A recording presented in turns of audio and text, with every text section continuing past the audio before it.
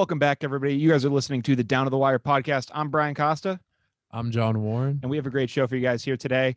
You're doing the episode a little earlier again, and before we do hop into anything, I do have to say, John Warren back on the show again, special guest in the house. How we doing, man? Thank you. We're doing amazing. And if you guys if you guys are watching this on YouTube, you can also see that we're in a different location. We're in my basement right now doing this. I came home yesterday, so we're just doing this in a little different location. I kind of like the setup, the Saturdays for the boys flag in the background. It's a nice new look. Yeah, I mean, I like it better than the places, but shout out Bryant University. Oh yeah, for sure. Always a good time there. Oh dude, we got to get you back on campus whenever we can, dude. You're back on. But regardless if that's in the trunk of a car or whatnot, we will get back in there. Yeah, we will. But we got a lot to talk about tonight. Just a whole bunch of stories, that we unfortunately, weren't able to cover, it was kind of for a nice reason. I was able to, for anyone who'd watched our last episode, I was able to be lucky enough to interview future Bryant basketball player Adam Alita. He came on the show on Wednesday. We had a great interview with him. If you haven't checked that out, make sure you do that after this video. But, we weren't able to kind of get into some of the major sports headlines that we talked about, that we usually talk about on the show. But we're going to start things off with that, right now. And we're going to start in the NFL, where apparently Tom Brady is, kind of creating some drama, which, he's created drama in the past, but this is kind of for a little bit of a different reason here. I don't know if you've seen this story, but the NFL actually announced that they're going to be all changing up their jersey numbers for this year. They're going to allow like receivers and running backs and defensive backs to wear like single digit jerseys. They're kind of just easing some restrictions around the league. I actually posted it Down to the Wire rewind about this, where me and Robert Shelley of the Pesky Pole podcast discussed this. But we kind of talked about this whole issue, and we kind of gave our thoughts on it. Aesthetically, I'm still kind of weirded out by it, but Tom Brady basically fired back on it, and he really went off. So he went on his Instagram live story, and he basically posted saying that this rule is going to make for a lot of bad football. And then in another post, he just flat out called the move dumb. I mean, I was surprised that Brady doesn't really speak out on a lot of NFL rules like this, like technicalities and stuff like this. This isn't something you typically see him go after on. More, it's a lot of his rants are more kind of playful and not really aimed at the NFL. But this one kind of was. What were your thoughts when you saw this? I mean, it makes sense for someone like Tom Brady. I mean, he's not the most athletic guy, so most of his stuff is like on calling out numbers, like, oh yeah, number 74 is coming, like this guy's this guy. It's mostly based on calling off numbers. So seeing number 5 or number 3 and like who's supposed to block who, and he calls out audibles, is really going to change it up for him, at least. Mm-hmm. No, I agree. And for a lot of people, that's what they're kind of seeing out of him. I mean, Tom Brady, I mean, whatever you got to say about him, he's a very cerebral quarterback, and that is what has made him, the successful guy that he is across the NFL. He has a great mind for the game, and like you said, being able to like read those kind of defenses and do things like that, it's what makes the difference. And now kind of having a little bit of a switch up. I mean, dude's been in the league longer than I've been alive. So when you're doing things a certain way for a long time, it's going to trip you up, and it's, not going to be the easiest transition. Yeah, I agree. I mean, it's definitely going to be different for him to try to block, like, let's say, I don't know, like, someone else, or like a different name that's going to be like a different number. And that's going to be definitely hard and harder to do. But I mean, it makes sense for some skill players to do it. Like seeing Patrick Mahomes in the number 5 again would be kind of cool. That'd be kind of cool. So for Pat Mahomes, that actually wasn't like even an issue with him. So for quarterbacks, their numbers are staying the same. They still are limited, I believe, to numbers 1 through 19. So that wasn't an issue. I mean, like, obviously, I mentioned in the rewind, you're not going to see like Doug Flutie 22 running around. You're not going to see any of that, unfortunately. I mean, again, Michigan had a quarterback who wore like the number like 97 in a game, and I was Kentucky, like, yeah, exactly. You have like quarterbacks wearing lefty. He was in the 55 or something like that. Yeah, he was up there. Yeah, so I mean, you see guys in college, they're able to get away with it because there's no restrictions like that, especially just because of the guys that you have on the roster and just things like that. In college, you even have some guys wearing the same number just because of the lack of available numbers. So, things like that do happen. I kind of agree with Brady. I mean, I don't know. Eventually, I will get used to it, and I'll just be used to seeing it. It'll take a couple of years. But for Brady, like, he's kind of in the home stretch of his career. I mean, I know he wants to play till he's, basically 60 at this point. But, frankly, he is in the home stretch of his career, and kind of seeing a little shakeup right now is probably just irking him. Yeah, I agree. Definitely just tossing in something new. And I mean, that's only going to prove if he can really overcome that he can adjust. But I think it's going to be hard for not only him, but all other quarterbacks as well to kind of identify and realize that the defensive lineman is number 9 now. Yeah, sure. Guys like Aaron Rodgers, Big Ben Roethlisberger, they've been in the league, obviously not as long as Brady, but also for a good amount of time as well. And this is going to be an adjustment that they have to make too. Exactly, exactly. It's definitely going to change up the game, but Yeah. it's coming with a premium, right? That they have to pay. It is definitely coming with a premium, and thank you for helping me out with that one. If for anyone who if there are any players who do want to switch their number, there is going to be a hefty price to pay for it. So apparently, this is also a problem that's happened in the NBA with LeBron wanting to go to number 6 when he after AD came to LA, he wanted to give him number 23 as kind of like a gift, I guess, and give him number 23, and he would go back to number 6, which he wore with Miami. And the NBA basically said, in order to do that, you're gonna have to buy up all the stockpile of your jerseys that have number 23 for the Lakers on it. And apparently, that's what the NFL is gonna have all these players do. So if Derrick Henry wants to go back to number 2, he's gonna have to go out there and buy all the number 22 merchandise, so that way the NFL doesn't have to deal with all that lost revenue.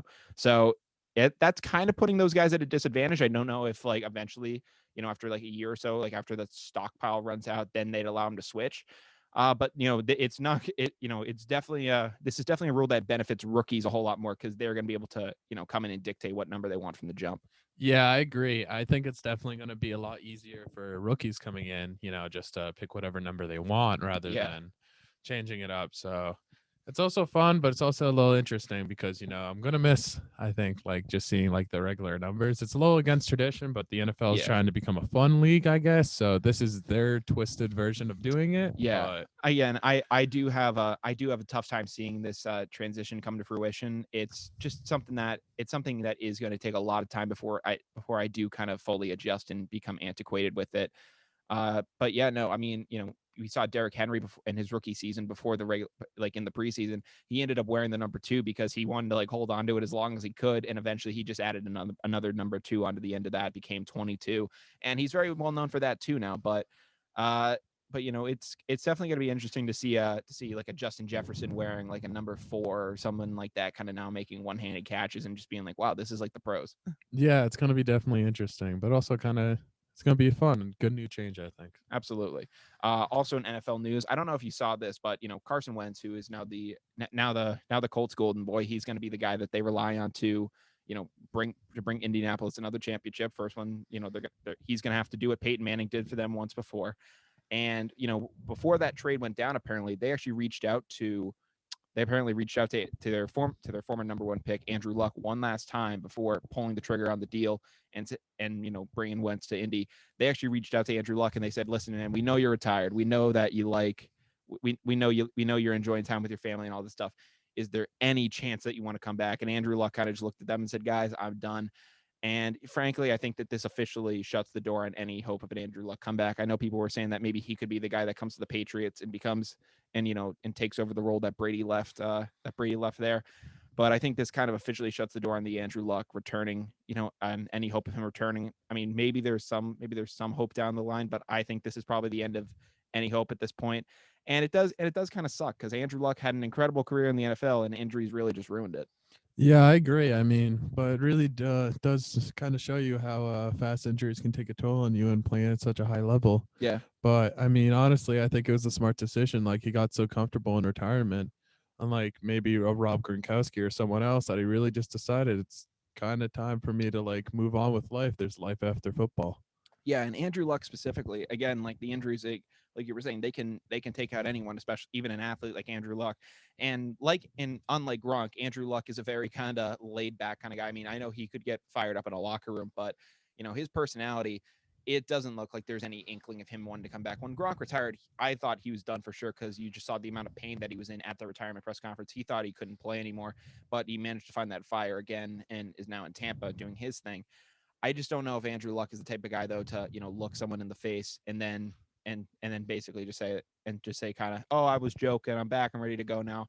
I think he's done. T.Y. Hilton talked with him, he thought he's done. I don't know. I just think unfortunately I think this is the last that was the last chance of Andrew Luck coming back to the NFL. and it looks like it's not going to happen, which is unfortunate because I was really hoping for an Andrew Luck return. Yeah, it would have been nice and it would have been really good. But I mean, he had to do what's best for him and honestly for Absolutely. his family. I'm pretty sure he has a kid now. So Yeah, absolutely. He does. yeah, so he's building a small family and he definitely has enough money to really just Yeah. relax and enjoy retirement, I guess, Yeah. at No, such a young age. I'm glad for him. I'm glad that he's going to have those opportunities. It does just suck though that, he retired, I believe, at 30 or just shy of it.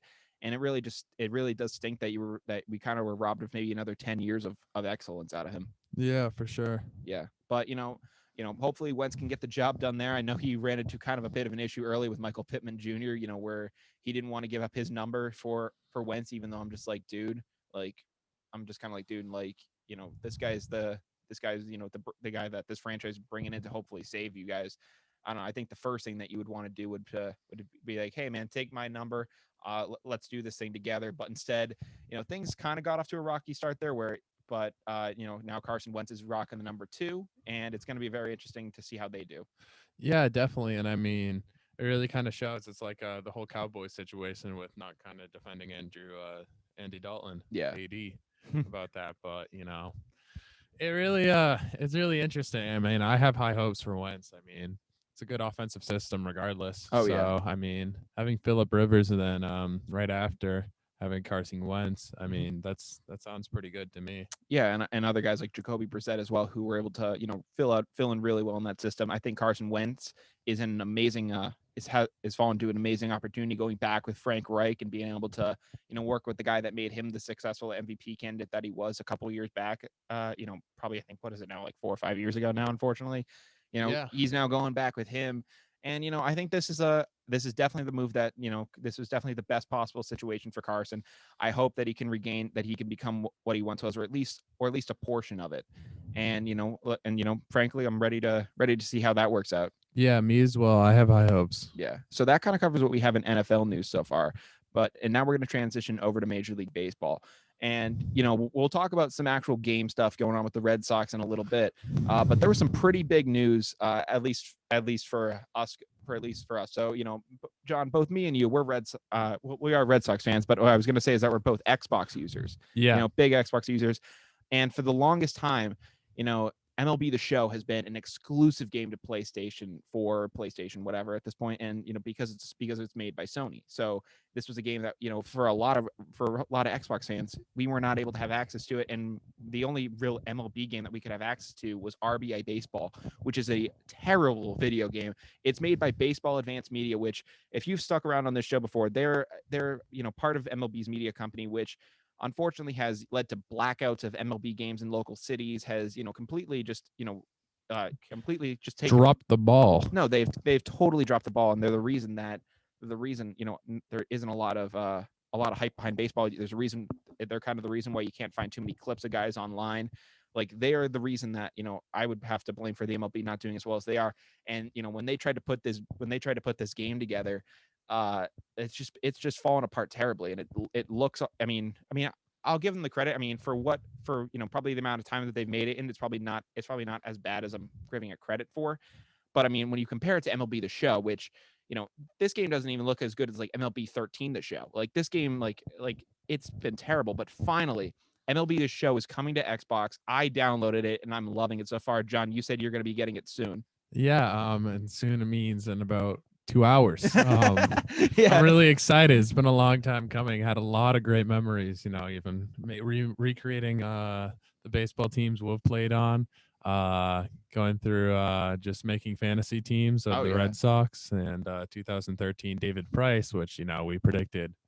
What is that now? Way back 8 when. years ago. Yeah. So I mean, yeah, it brings back a lot of memories, and I'm finally glad we can really just hold on and grip onto something as Xbox users, as the console wars are kind of just fading away, that we can really just enjoy and value, America's game. So. Exactly. And like you said, it's been 8 years, because the last good baseball game on Xbox, frankly, was MLB 2K13. And for anyone who can't tell, it was on Xbox 360.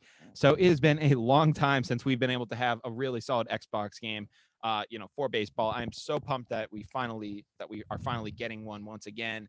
But this kind of makes me want to dive into a little bit of a bigger segment. Before I circle back to MLB The Show, what was thinking of some baseball video games growing up. I think of Mario Super Sluggers. That was a big one for me. That was a huge one for me. Backyard baseball was a big one for Ooh, me. that's a good one too. Yeah, For I had all of them, and they were really good to play. Yeah. For me, it was Mario Super Sluggers only just because, I remember coming down into this very basement and we had it set up on the Wii and we had, the TV over in that corner of the room over there. You guys can't see it, obviously. But we had it set up in the corner. And I remember it was me, my younger brother, and my grandfather. We came down here and we just had the Wii remotes and we'd stand up and we were just to be swinging for the fences. My grandfather included, he'd get up and he'd get like a whole stance into it and everything. And, he'd get up with King K. Rule, or what's his name? I think it was something like that. I hopefully I didn't butcher that too bad, but he'd get up with this guy, and he'd have like this giant scepter in his hand, and he'd go for the swing, and my grandfather's swing, it wasn't even like a full thing through because he has a bad shoulder, so he'd just do like a half swing, and he'd be like, ugh, and you just watch this thing go, and I was like, oh my god, like that was incredible. And me and my brother, we'd have competitions against one another. I recently fired it up on friends Wii a couple months back, and it was like just bringing back all those sorts of memories. That was a game that was really influential on me. MLB 2K, like MLB 2K was a huge game for me too, because again, all the created teams that we were able to do, we were able to make some of our Babe Ruth teams that we played on. Yeah. Me and you, we put each other on a Red Sox team that I believe now has probably like 8 championships, like in that dynasty I've built with them. Like we're really good. Yeah, we We were way too good. we had our own Murderers Row 2.0. Exactly, and it was taking place in Boston. So that's about 100 years later. exactly. So that's what I was missing so much when it came to baseball games. And finally, we're getting an MLB game that is gonna show that again with the show 21. It's from what I've seen so far, it's been incredible. The intro with Fernando Tatis Jr. You'll see it soon when you buy it. The intro is sick. Like Yeah. it's just him like with all his walk offs and like a bunch of other stuff tied into it. That's a game that I'm really gonna be excited to really spend some time into. Gonna really like doing the franchise mode there. Yeah. The stadium creator. I don't know if you've seen that, but like That's kind of cool. that's Yeah. really cool. So I'm gonna be excited to play around with that too. So it's about damn time that we have a baseball game that that we can finally enjoy again. And I cannot wait to get involved with it and play against you, man. Yeah, I mean, honestly, round of applause for Sony for really just shout out for Thank you so much helping to us. Sony. Yeah, no, this was the biggest thing that we needed, and I'm so glad that they're doing it. I know, it was a sigh of relief. Yeah. So now going back to modern baseball and regular baseball news in the real world. The Red Sox are actually surprisingly decent this year. They did lose last night, and we will get into that. But so far they've surprised a lot of people. They dropped that first series against the O's, and everyone thought they were dead. They were dead at the moment. Luckily, I didn't have a show until a couple days later when they swept the Rays, and it kind of got back into it. So I would have looked really stupid, like a lot of guys, if I had gone on and done that. But they've actually looked pretty solid so far. And frankly, they're a very likable team. I don't know about you. Yeah, I definitely do. I love the cart. JD is finally hot again. Yeah, let's go. Thank God. Thank God. Bogarts is playing out of his mind right now. Yeah. And He's hitting like Verdugo. 400. I know. Verdugo is doing great. Oh, Verdugo, you see that guy with the sign. Verdugo Red Sox. Yeah, that was awesome. That is, there's so many likable faces on this Red Sox team. And yet there's one face so far that I unfortunately cannot get behind and has just, repeatedly pissed me off. And that is Garrett Richards. Not only does he suck, but he's also just like very arrogant about himself. Yeah, I mean, I don't know. Have you seen this guy so far? I see him a little bit. I mean, it's really early on, so I'm going to give him some time to, like kind of get adjusted. That's everyone's kind of theory. I mean, the Mariners are super hot as well right now. Yeah. Seattle's like 13 and something or whatever. They're still not going to make the playoffs though, because they're just that cursed franchise. They haven't made it since I was born. I know, it's awful. And then there's the Yankees. Aaron Judge is literally batting the worst in the league, which is kind of funny. Oh yeah, he's doing terrible. But with Garrett Richards, man, I don't know what it is. I mean, I felt so terrible because I was at the game where he actually had that terrible injury when he was on the Angels. Like, Brock Holt, like, Brock Holt hit a ball and he ended up like rolling over first base, and he had like this terrible knee injury. So I've had sympathy for Garrett Richards because he actually got really injured at Fenway Park, and I was there to see it. But man, I don't know if it's just the way he handles himself or what it is, but I just don't know how I feel about him. As I just don't know how I just don't know if he fits Boston, because he came in, in his first start of the year, he ends up like, I forget how many runs he lets up, but he doesn't even make it 2 innings, and he goes out to the press conference and tries to argue that he pitched well, when it's like, no man, you had a terrible day. Just kind of just pack it in, and just say, hey, I'm gonna get ready for the next one. I had a rough day. I'm gonna do this. And in his latest press conference, the game started late due to weather, and they ask him, and he basically says, and he goes on air and says, well, actually, I didn't have to pack a jacket until this year, and that was something that I had to make an adjustment to. And I'm just like, man, where the hell did you think you were playing this year? Like, did you think you were in like Miami or whatever? Like, this is Boston. It's gonna be cold until like even in May. Like, I remember last year, It was snowing yesterday for those listening out of state. exactly. So, I last year it was like May 18th, and I remember I look out the window and I see flurries coming down. So, dude, prepare for the cold, because when in the early spring, late fall, it's going to be freezing here. So, he should have known better, I think, for that. But, with I mean, the thing for him too is like, there have been plenty of guys that have come through like here that have pissed a lot of fans off, like just about like the way they've talked about things. Like David Price is a guy that kind of angered a lot of guys. I remember like I remember people talking about him, and they and just as a guy, they didn't know how they felt about him, but as a pitcher he was great. I mean, until I mean, there was that whole spell when he couldn't like win in the postseason, but he did eventually get that monkey off his back. But at least David Price could win, and like he was solid, and like he did all this stuff. And like there were kind of like guys like that here who kind of like really irked you, but they were able to make up for it by being good. Garrett Richards isn't good. So so that's where I'm saying, like, that's where I'm He's saying, never been the same, honestly, since that. no, he hasn't been the same since 2014. Regardless if it's a mental thing or not. Exactly. And the thing that pisses me off is that this guy's up in the majors right now making $10 million a year, but we have Tanner Houck, who is an incredible prospect for us, and he's in Worcester right now, just basically just getting reps down there. Where I'm like, man, just get this guy up here. And I know why they're doing it. It's because of arbitration. And if you keep a guy down in the minors until a certain date, then you essentially get an extra year of kind of being able to negotiate with him. So I get it on that aspect. But man, when this guy is this terrible, I don't know. You got to do something, man. Yeah, unless they really, really, really need him. I think they're honestly just gonna like stay at least on the path for a little bit until that date you were talking about, Yeah. which makes the most sense financially. But I mean, I don't know.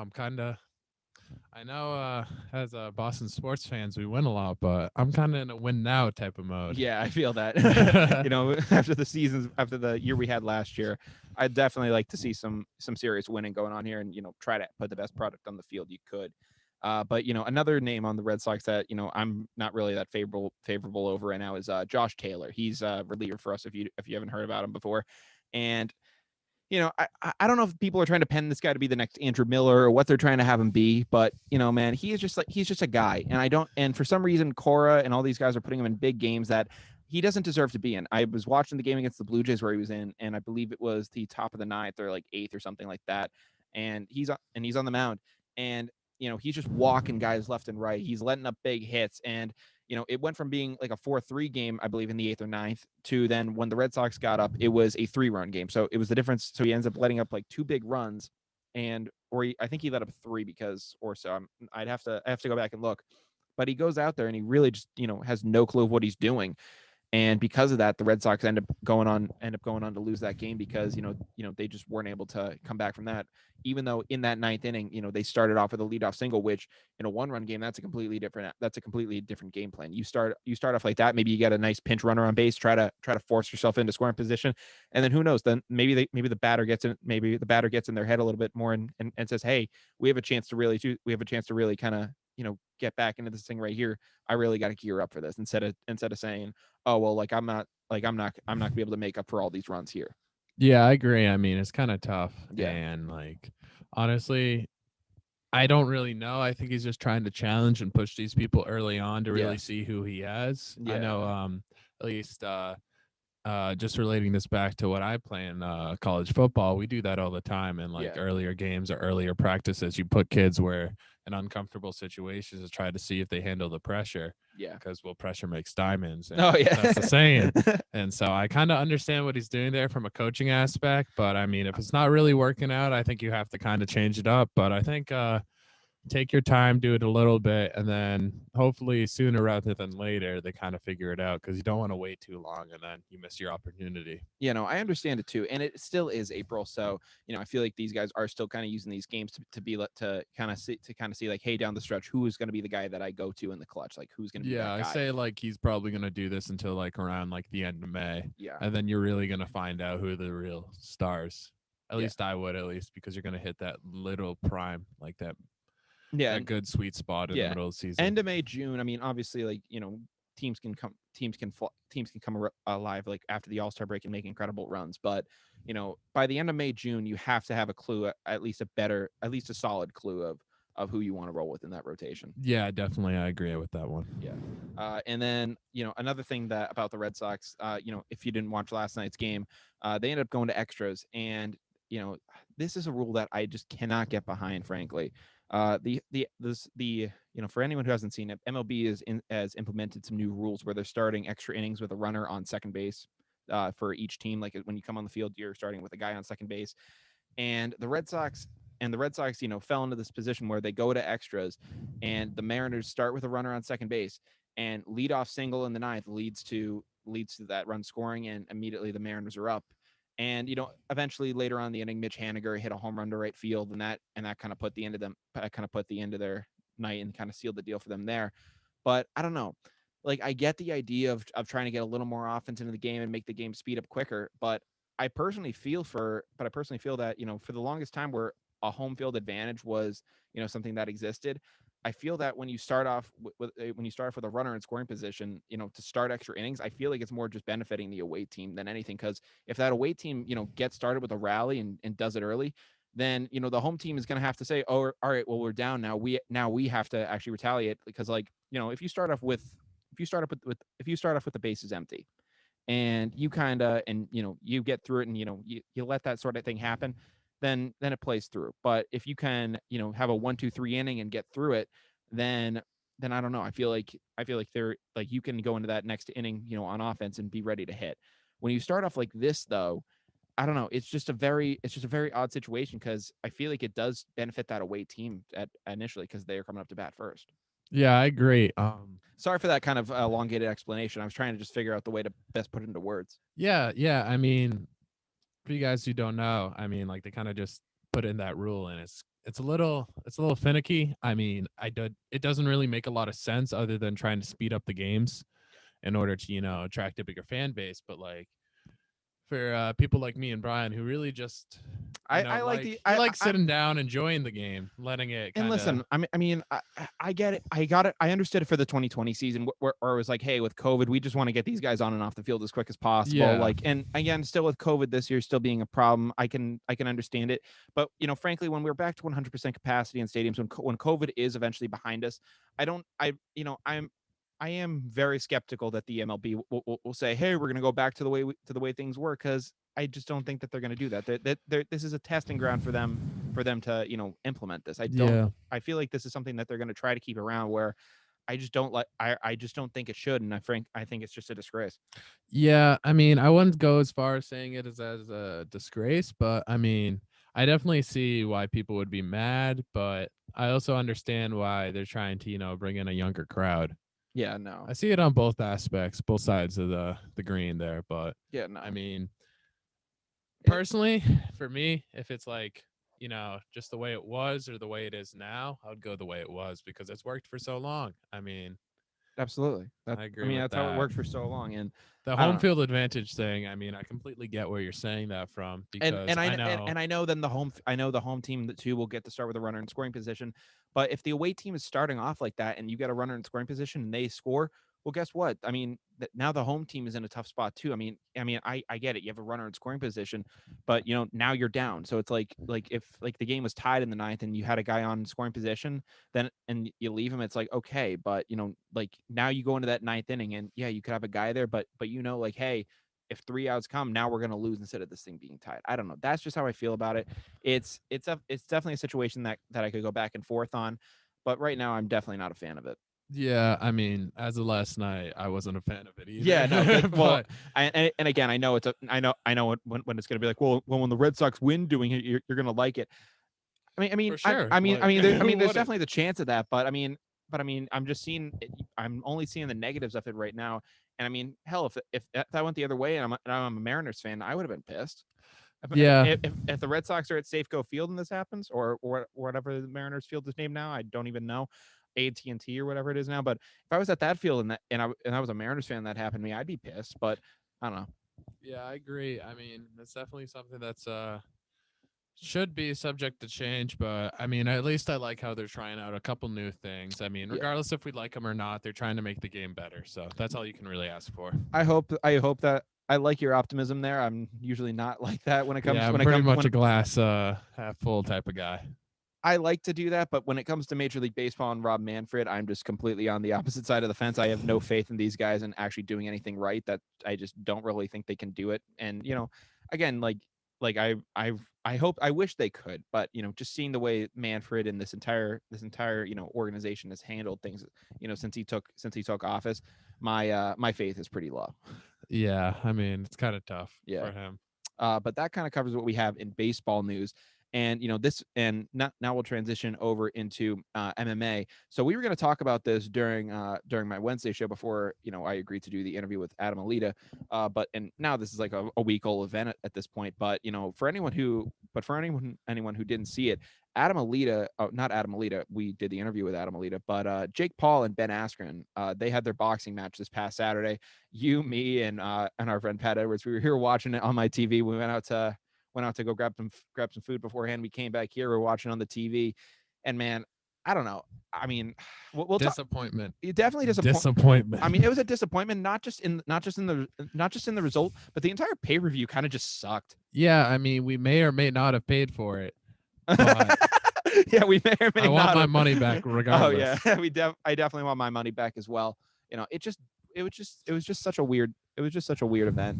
I don't know. I mean, shout out, I guess, to Ben, I guess, for even doing it. Yeah. But I mean, he came in there completely unprepared. Oh no, And he came in completely unprepared. he's a wrestler. I mean, and before I do want to speak on that whole issue itself, it just felt like we paid for a music concert. It did not feel like a premier Which in boxing no event. way, I mean, no Justin Bieber slander over here. He killed it. But Oh yeah.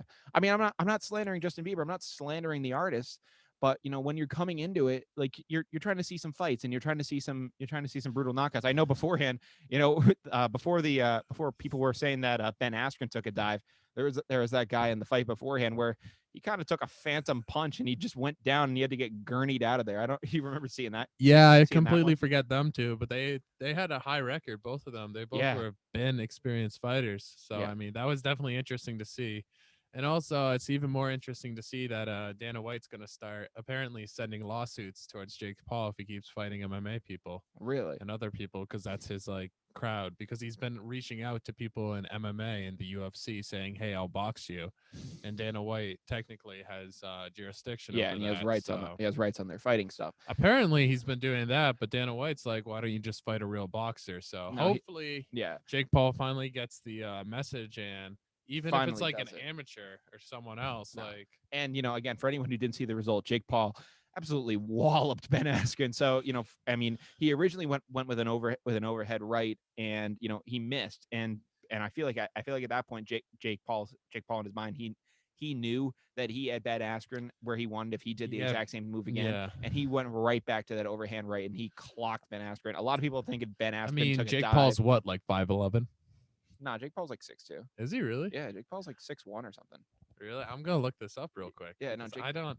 Jake I Paul's thought like- he was like 5'11". Nah, he's like 6'2". I mean, again, that's only like a couple inches or so, but he goes for that overhand right. He misses the first time, but he knew he had Ben Askren right where he wanted, and he goes right back to it, and he absolutely clocks him. I mean, Ben went down hard, and a lot of people are asking, are you questioning? Yeah, he was 6'1". Yeah, and Ben Askren was 5'11". Yeah, So so- I mean, Yeah, so I mean, there is a little bit of a height advantage for Jake, but And I'll talk about Ben a little in a sec, but a lot of people are wondering whether Ben Askren took a dive and kind of just took the fall on purpose because he was going to get the money. I saw an interview he did where he literally just said, I was doing this for the money, number one reason, then for like other reasons in general. He mentioned it.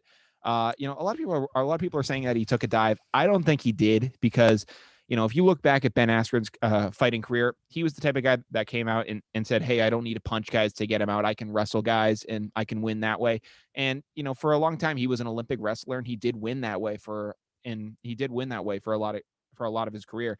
But I kind of knew coming to the boxing ring, if you looked at his stand-up game just in the MMA, it was non-existent. Like he literally was always hands up. He would try to just block guys and immediately go for the takedown. He had zero stand-up game. So I do think that cost him in the long run for sure. I mean, it cost him in this, yeah, and we'll talk about one of those times it cost him in a sec. But I mean, you think about it, and I don't know how a lot of people didn't see this result more clearly because while people are going to say he's an MMA fighter, he should have like killed him.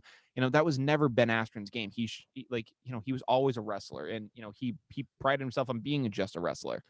Yeah, I mean, pride has to come with a lot of it. Oh, yeah. All of us are kind of making fun of Jake Paul. Well, at the end of this, he revenated like what, $75 million? Yeah, he got so much money from this, and so did Ben Askren. He did. Trailer did. Everyone else did.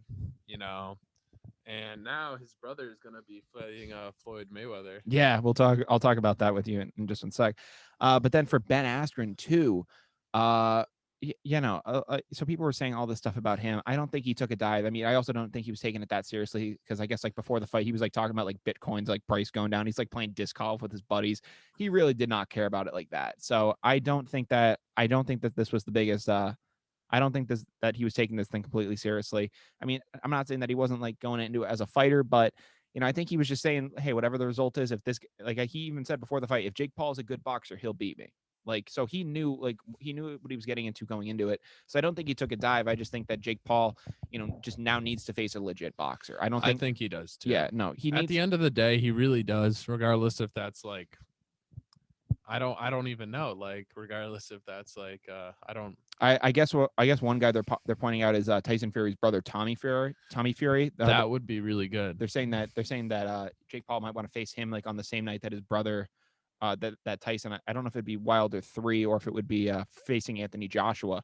But apparently they want to maybe like do some kind of fight matchup where it's like the Tyson Fury fight, and then have Jake Paul as like one of the undercard main events. Yeah, I mean that would be definitely cool to see some of those. But you have the Fury brothers fighting on the same night. That'd be cool. That'd be very. That would cool. be very nice to see the Fury brothers. They're both very, very, very talented. Yeah, and Tyson Fury is just a specimen of a human being. He's literally like the height of LeBron, but he's just built like Well, LeBron. Yeah, he's just a freak in nature. But that would be a fight I'd like to see him face off against Tommy Fury. Who would you have in that one? I mean, Jake Paul's actually really surprised me. He looks like he is very grounded in his game. Taking it very seriously. He is taking it regardless of all the jokes. He takes this very seriously. He takes it yeah. So he does take it very seriously. And I could even see in that fight, like he was kind of. And I haven't seen a lot of Tommy, knew what he was doing. Yeah, and I haven't seen a lot of Tommy Fury boxing just in general. But I feel like if it's anything like his brother, I feel like then Jake Paul could just get absolutely just thrown around the ring, and it could actually just be really ugly. Everyone wants to see him fall, which is kind of funny. Everyone does. So everyone will pay to see him fall. So yeah, if he wins, the pay side is always on the up because he wins all the bets. Yeah. Well, I mean, here's the thing though. For Jake Paul, for what we can tell, he has a very nice right hook, and his offense seems to be fine.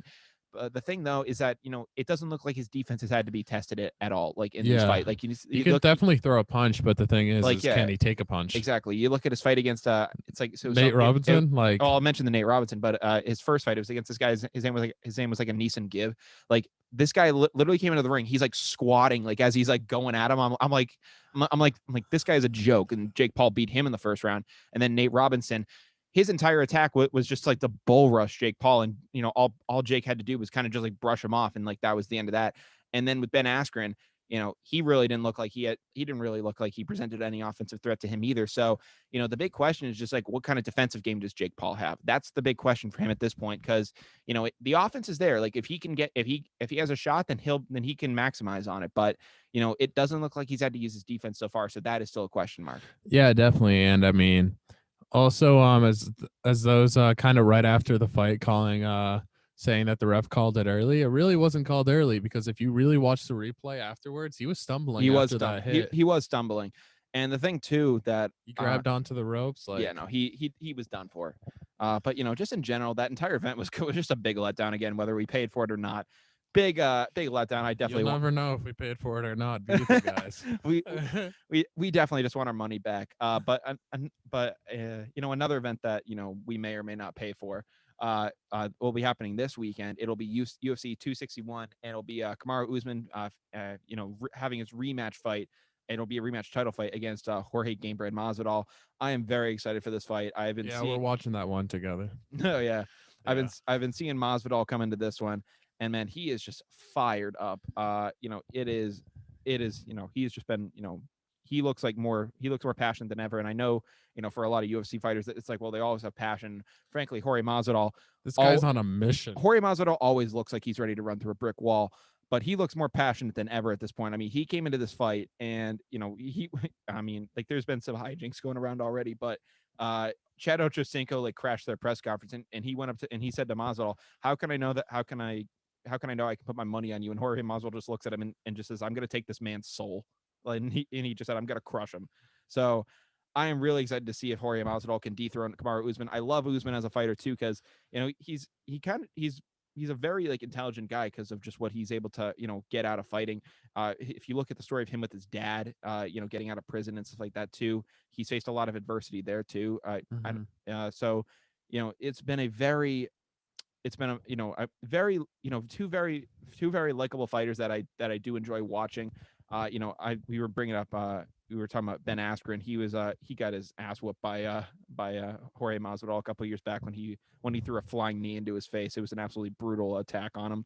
Yeah. 5-second knockout, quickest in UFC history. Honestly, it was probably sooner just due to the fact that the ref had to call it. It was around 3. They called it once he was on the ground. He started punching him. That's when they called it. But he was out like the second that knee connected with him. Yeah, there was really no respect. I mean, as soon as the knee connected with him, he was out, and then they keep punching him. So there was no respect. The guy did not care. No, he did not care. But I am so excited to see this fight this weekend.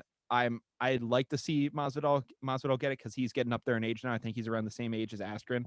So this would be his probably like last chance to really make a solid shot at the title. So I'm hoping he could do it here and hold that title and get that chance. So go out as a champ. Exactly. That would be nice. I mean, I don't think he'll be going out after this, but I'd like to see him at least, get to that height. Yeah. Yeah. But you did mention it before we do end up transitioning over to the NBA. You did mention it along with Jake Paul. Logan Paul is going to be getting back in the boxing ring as well. His only 2 boxing matches are against KSI, and I don't know if you ever watched the first one. They were like in full pads, it was like a high school boxing match because like it was like doing like in like a gym class or something. Like it was not professional whatsoever. They were like wearing all like this protection stuff on their faces. Like the gloves weren't 10 ounces.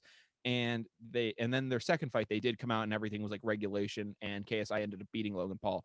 Somehow with Logan Paul with no wins and a draw that was like questionable, he's getting the chance to fight against Floyd Mayweather. I believe that's happening June 3rd or so. I believe it's happening in June. It just got announced that it's happening officially. Yeah, Logan Paul is going to have to stay at 190 at least. And then he's been grinding. No, he's been grinding too. And then Floyd Mayweather has to stay at 160. So I think that's yeah. Yeah, he has. Oh boy. Yeah. So he's giving him that kind of an advantage, and very drastic for those guys. And I think that may have to do a little more with their height though. Yeah. The height difference. I think that's just. Logan Paul's 6'2". And then Floyd Mayweather is 5'8". Yeah. So I just looked that up, by the way. Yeah. While we were looking up the Jake Paul, but yeah. I mean, Floyd should definitely win, and if Floyd doesn't win, I mean, the only thing you can really say to defend him is age. Yeah, no, it's definitely his age. I mean, he's 43 now.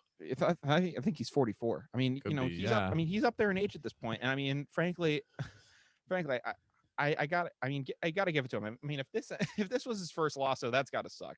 You lose to some YouTuber after you've beaten guys. You beat Conor McGregor, who came here out of the UFC, trying to beat you. You knock him, you take him down in 10 rounds. You take out Manny Pacquiao. You take out all these great fighters throughout your career, and then this YouTuber comes along and beats you. I don't think Floyd's gonna let that happen. Yeah. I mean, he's the greatest. Floyd's the greatest defensive fighter Of all time. Of all time, he's the greatest defensive fighter that's ever other been. than probably Ali, but like yeah, but Ali was just great all around. So that's why people don't throw him in like that. So I think when you look at specifically defense, that's why they talk about. You talk about Floyd. Yeah, I mean Ali defensively. I mean you think of him doing the rope-a-dope and all that stuff like that. So I mean all around Ali was special. But Floyd is also just an amazing specimen. But just seeing that's going to be an interesting fight to talk about. I'm going to be talking about this a lot more on Wednesday when I have Steve Mushorn on the show to discuss discuss this fight weekend and a lot of that stuff in general. But that kind of covers what we have in UFC news. So we're going to go, before we do go down to the wire, we're going to talk a little bit about the NBA, and then we'll send you guys away on your weekend. So real quick, you hear about the Super League? Oh yeah, true. I actually meant to talk about that. Dude, the Super League. It got shut down real quick, but I mean, holy crap! Yeah, so for anyone who didn't know, like a bunch of like big like soccer teams in the Champions League, the Premier League, they wanted to get together and they wanted to form like this kind of team. They wanted to form like this league where they would just compete they would just compete against each other and they would make a ton of money. Yeah, and so basically the whole aspect of it was cutting out the little teams and pretty much pay to win. Yeah, pretty much as like most of the American owners were all for it. Yeah, and frankly, looking at this from the beginning, when I was just hearing the beginnings of it, not understanding the you got stuff behind $400 million just to even be in it. You're given $400 million. Yeah, well, so here's the thing. I didn't originally understand what like the whole reason behind it was, or like all the backlash originally. And when I heard about it originally, I was like, oh wow, you're gonna have like this kind of like super team league where like all the best players are competing against each other, like their entire season. In my mind, I was like, that's kind of sick. Like you're gonna be able to see like all these star matchups. And like I was like from the outside as an American just looking at it, not knowing a ton about soccer, frankly I don't know anything about it and I don't really like the sport, but just the prospect of it, I was like oh shoot, this is like seeing like a bunch of all-star teams like match up against each other. This is really cool. But then when I realized all the stuff about cutting out these little teams and doing all the stuff like that, I was like oh wow, I do understand why why people are really against this. Yeah, it completely ruins the aspect of soccer. Yeah, well, football. Yeah, it's soccer. I can't call it football. I'm sorry. I know. States. Sorry, fellas. I know that's what it's called worldwide. But yeah, and then I saw, and originally when I see like FIFA and all these organizations coming out and saying, the World Cup that said that if you join the league, you won't be able to play. Like, many people against it. So when I'm seeing that, I was originally seeing it through the lens of FIFA kind of being greedy with their money and like doing stuff like that. And I was like, they're really going to punish players for something like this. And I was like, that's kind of egregious. But when I do understand it, I can understand where football fans, or frankly soccer fans, are going to be mad at this decision. I mean, it has fallen apart. It faced a lot of backlash from people, which I was surprised about, that so many teams could, that just an entire fan base like that could impact these multi-million-dollar teams deals. I mean, frankly, even billion-dollar teams deals. The fact that this happened was incredible. Was just remarkable to see. Just in the height of everything going on, to see this kind of backlash was crazy. And one guy in general who faced a lot of backlash with that was Red Sox owner John Henry. Yeah, he was all for it. Oh yeah, no, he owns Liverpool. And frankly, I've had my disagreements with John Henry lately as to I was kind of angry at the way that this team was built originally and seeing them lose at the start of the season. Yeah, my hatred with John Henry goes way back. Yeah, you want to talk about it a little bit? Well, I mean, it just goes back to like, my God, there's just so many stuff that he's really just completely goofed. Yeah, no, and I mean, I see all this stuff with him, and I frankly think we win as Red Sox fans despite John Henry. That's all. That's what I'll leave it with. No, we do win despite John Henry, and I don't know. I think that when it comes to Henry, he cares more about his soccer team than he does about the Red Sox. I think at this point, I think that'd be a fair assessment to say, which does anger me then because I'm just like, dude, like just sell the team at this point. Like you already sell it out right just to LeBron. Yeah, well. You really want to get me pissed off, but then do that. But I don't know. It's just been such a struggle to see with these guys, and I don't know. I wish that Henry could pay a little more attention to the Red Sox, but when it comes to the Super League, I was seeing John Henry face this backlash, and I was like, honestly, not hating it, not hating Yeah. it. I mean, yeah, it's just weird. I mean, it's pretty much fallen off as most of the teams have pretty much withdrawed as soon as As soon as FIFA was like, yeah, as soon as everyone yeah, if you guys join this, you can't join the World Cup. None of your players can play in the World Cup and all the play all and all that. And yeah, and all the players. people really completely forget to see this as soccer, despite, like being as from the USA, like we don't really see it that much. Yeah. It's a worldwide sport. Oh, All of Europe, yeah. all of Africa, Oh, like all of South dominates. America. It dominates. It dominates in the entire aspect of the world. And while everyone watches the World Cup, that's why it's called the World Cup. You have Yeah. literal teams, like you can have like Germany and like Australia play each other. It's just really cool to see that from that aspect. And well, go USA women's team. But like yeah, you'll never see the US win in US soccer against everyone around the world, but it'll mostly be Germany because Yeah. they're amazing.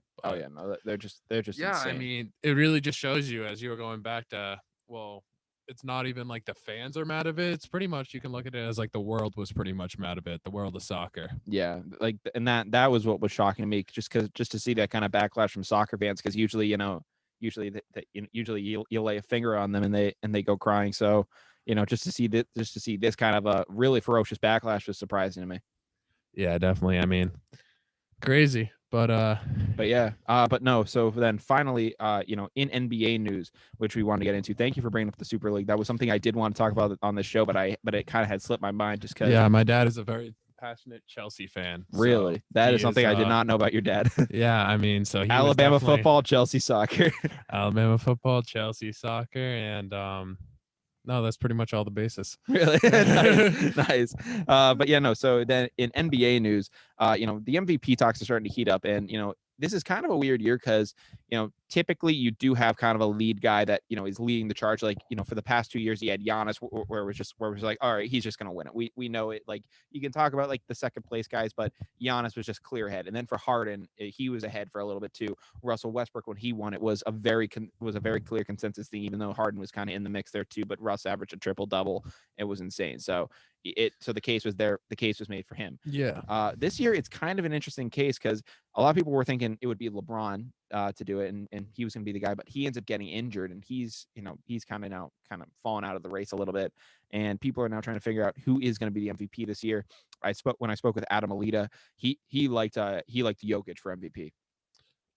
Yeah, sure, but I think it's going to be Joel. Yeah, I like think Embiid Joel's too. pretty much the clear front outrunner, deserves it. Yeah, I think it could go to Jokic. Yeah, I think it could. Jokic is great. I think it's Embiid for sure. Embiid overall is single-handedly pretty much carrying the Sixers. Yeah. So yeah, same way as Kuzma is single-handedly carrying the league. He is single-handedly carrying them.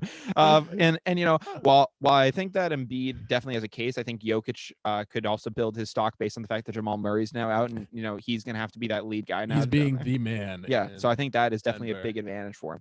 Yeah, I mean that definitely is, but I really do think it's Joel. I mean, if you really have been watching, I've been, for whatever reason, seeing a lot of Sixers games this year. Yeah. And yeah, I don't really know why. Just kind of been popping up a lot. Yeah. So I've been watching a bunch of Sixers games, and yeah, Embiid's pretty dominant.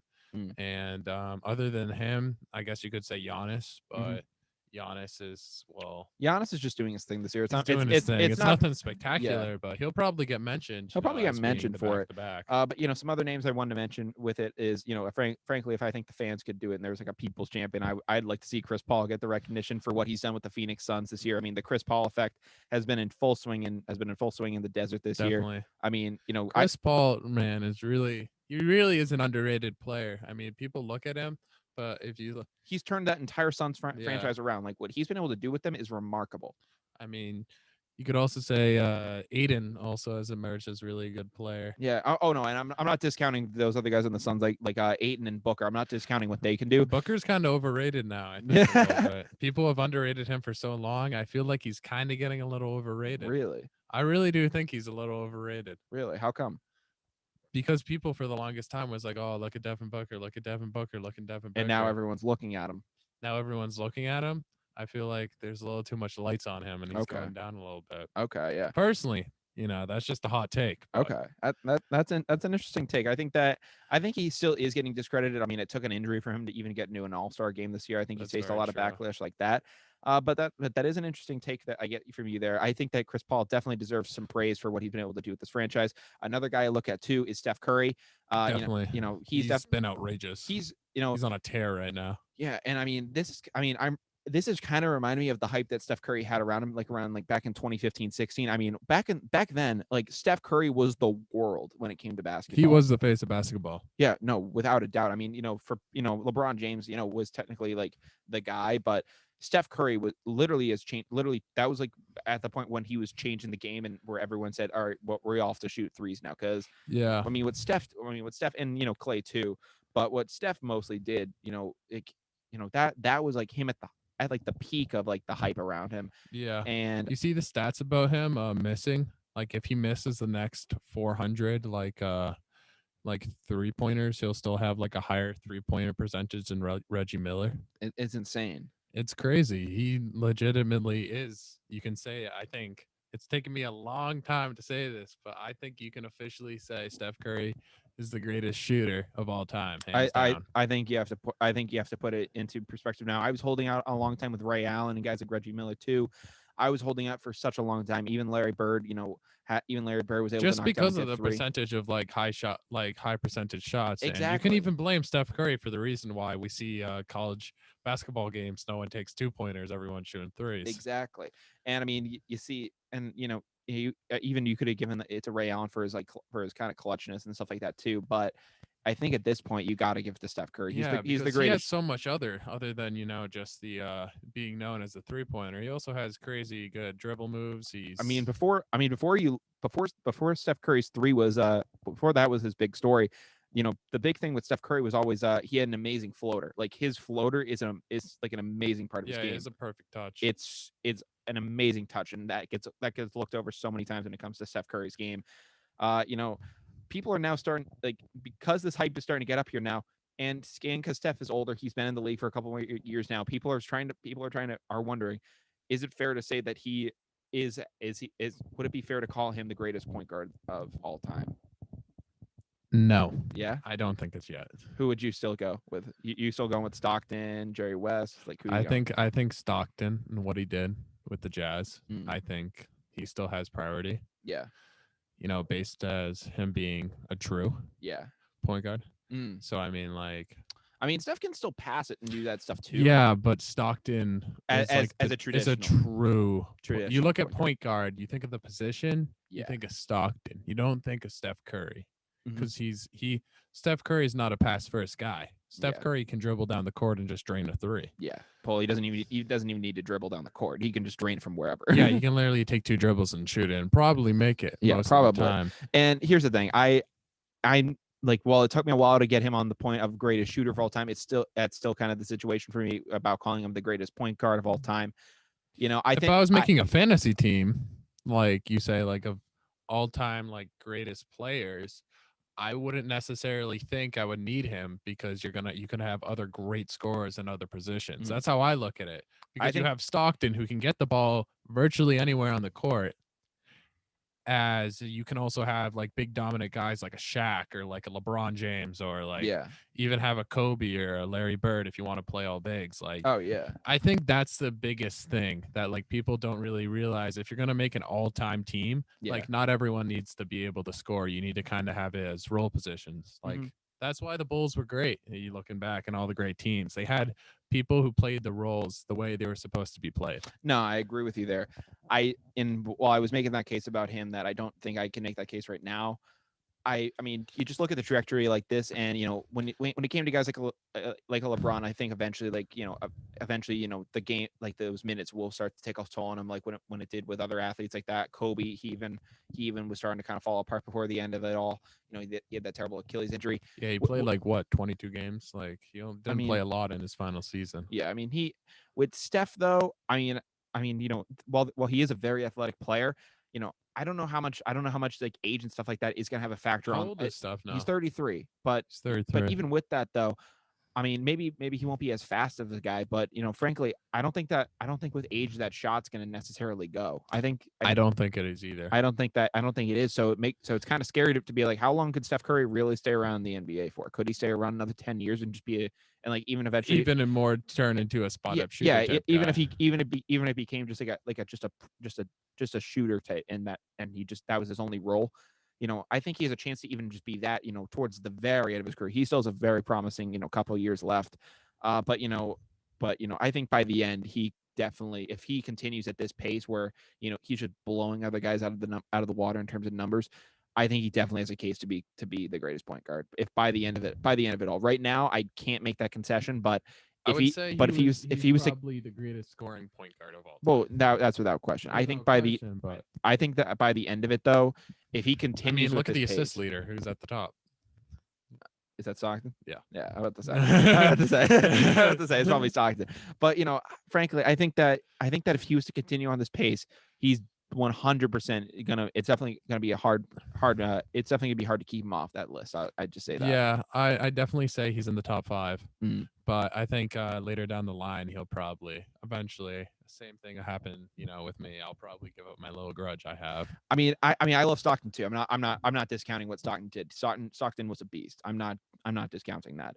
But I'm just saying, like, where this is going with Steph Curry. I mean, Yeah, exactly. you look at like 40.3. The real thing is it going to continue it? Is it going to continue? That's what I'm saying. And frankly, it doesn't look like it's something where athleticism needs to be his crutch. It looks like as long as like I can barely dunk. I mean, yeah, as long as his shot doesn't, as long as like he doesn't end up like getting the yips with his shot or anything goes wrong, it looks like Steph Curry is going to be around for a very long time. Yeah, I agree, definitely. And that's a scary part too, is that he really has nowhere to go but up. Yeah. And finally, before we do end up going down to the wire, wanted to just address this really quickly. Very sad story out of Boston. Last night, Terence Clark, former Kentucky Wildcat, it was recently announced that he passed away in a tragic car accident. Really sad story. Local kid. I was seeing a lot of people around here. I saw one kid I know. He was posting highlights of seeing him like live. And it's definitely a very sad thing to see. I mean, he was eligible for the NBA draft this year. I guess one day ago, he just signed with his agent and declared. So it's a very tragic thing to see. I guess his stock had fallen a little bit, but it's definitely a very sad sight to see. I hope that the NBA does find a way to honor him in this year's draft. I hope the league does something where they did with what they did with an Isaiah Austin, where they ceremoniously draft him in the NBA, because that was a very sad story. I was sorry to kind of end things on kind of a somber note, but I did want to address this. Yeah, no, I mean, he was a great player, even greater person. Mm-hmm. I didn't know him personally, No, but a couple of my friends actually played with him, and he was just, an all around good guy. He went up to Brewers Academy at Brewster. Same place where Jalen Leclue went. He's in the NBA now, I think, on the Suns. Yeah. And yeah, I mean, it's really tragic, and people really take advantage, and you really, you need to kind of just puts everything in perspective of counting your blessings and knowing that even like getting home every night is really just, a blessing, and it's really scary. And thoughts and prayers definitely to the family. Absolutely. We wish him the best. We hope he rests in peace. But did want to cover on that. We wish the best for the Clark family and all that, and all of them going on there with this troubling news. Yeah. But we did. So I did want to address that. But without further ado, we are now down to the wire, which means we're going to go through everything we talked about in this show. We will let you guys enjoy your weekend. So we started things off here on this show talking about Tom Brady chiming in on the NFL jersey, on the new NFL jersey rules. He was really pissed off about it. Today's episode is actually going to be titled "A Game in Numbers." So I figured that's a very appropriate title for Brady today. It was just very interesting story with him. I don't know what to say, but just be very interesting to see how he adapts to this rule. I'm going to be very intrigued to see how he adapts. We talked about that, as well as how players are going to have to pay a pretty penny if they do want to end up changing their numbers, as well as the Colts reaching out to Andrew Luck before pulling the trigger on the Carson Wentz deal. In MLB news, we talked about MLB The Show finally coming to Xbox, and the sigh of relief that Xbox fans around the world are finally having. I'm so pumped that I have this game now. I cannot wait to play against you with that. You will see me on there tonight as soon as it downloads. Absolutely. So we'll be playing that. We also talked about Garrett Richards officially being the new punching bag of Red Sox Nation, as well as giving our thoughts on the extra inning rule around Major League Baseball. Go Sox. Go Sox, obviously. In boxing and UFC news, we talked about Jake Paul knocking out Ben Askren in the first round of their fight last Saturday. We also spoke on Kamaru Usman versus Masvidal 2 happening tomorrow, and we also talked about Logan Paul versus Floyd Mayweather happening in June. Yes, and cannot wait to see those fights. Yeah, definitely, absolutely. We also talked about the kind of impromptu. We talked about the European Super League, falling apart very quickly. It was a very big news for about a week. There was a big rise and fall of the European Super League. It came as quick as it left, as quick as it came. So RIP to the Super League. Apparently, no one ever loved you. But then we ended things off in NBA news, talking about who we liked for MVP, as well as talking about our thoughts on Steph Curry, and once again sending our thoughts and prayers out to Terence Clark and his family. We wish them the best. But we will be back here on Wednesday to break down everything going on with UFC 261 and give our review of that fight. Steve Mushroom will be on the show. At least I hope to have him on to discuss all this. But if you guys haven't followed us yet, you can follow us you can follow Down to the Wire on Spotify, YouTube, Google Podcasts, Apple. Gang, I'm so sorry for y'all, but you can. But if you need to watch it, you can watch it on YouTube, so it's there for you. When we're on radio, you can follow us on WJMF 88.7 HD2 Smithville, Providence, or WJMFradio.com. That's when we are live. You can also follow us on Facebook, but the main hub to access us through is our Instagram. It's at down.to-the-wire. Again, at down.to-the-wire. You can find us there. John, thank you so much for coming on the show again, man. I really appreciate it. It was great having you on. Of course. I always love to get on the pod and pretty much talk about sports, like me and him did back in the day. So. Yeah. But with any further ado, we hope you guys have an amazing weekend. And we will see you guys next Wednesday. From Down to the Wire, I'm Brian Costa. And I'm John Warren. Thank you guys. Take care, everyone.